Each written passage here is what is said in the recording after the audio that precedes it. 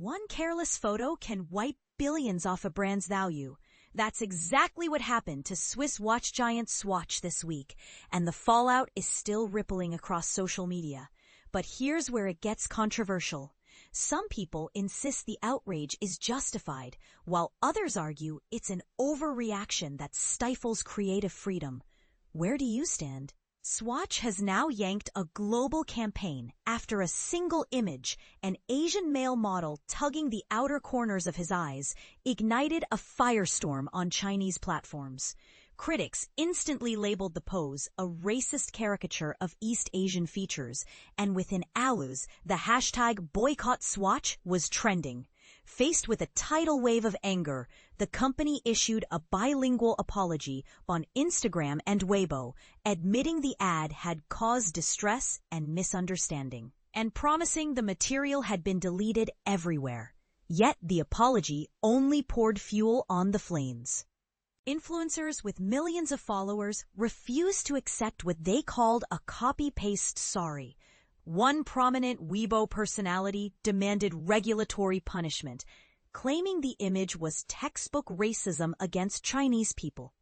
Others accused Swatch of deliberate provocation, arguing that a global brand with decades of experience should have known the gesture's painful history.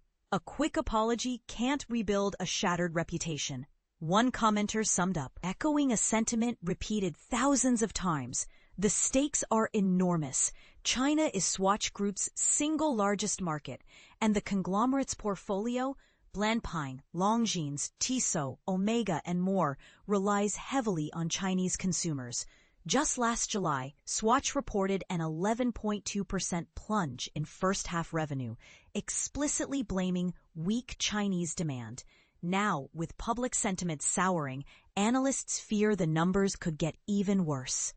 And this is the part most people miss.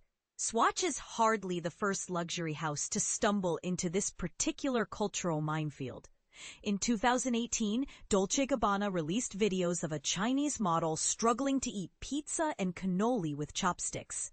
The backlash was so severe that major Chinese e-commerce sites erased the brand overnight. Fast forward to 2023, and Dior faced similar fury for an ad in which a model lifted the corner of her eye. Almost the exact gesture Swatch just repeated. The pattern raises an uncomfortable question. Are these incidents isolated mistakes, or evidence that Western creative teams still treat Asian consumers as an afterthought? So what should global brands learn? First, cultural context isn't a footnote. It's the entire story. A pose that seems playful in one region can carry decades of discriminatory baggage in another. Second, the speed of social outrage means apologies must be immediate, specific, and backed by concrete action. Think sensitivity training, diverse review panels, or even charitable donations. Anything less feels hollow. But let's stir the pot. Some creatives argue that policing every gesture leads to self-censorship and bland, risk-free advertising. They ask, where is the line between respect and artistic paralysis? It's a fair point, and it deserves honest debate. Now it's your turn. Was Swatch's ad an innocent mistake blown out of proportion, or a glaring example of corporate tone deafness?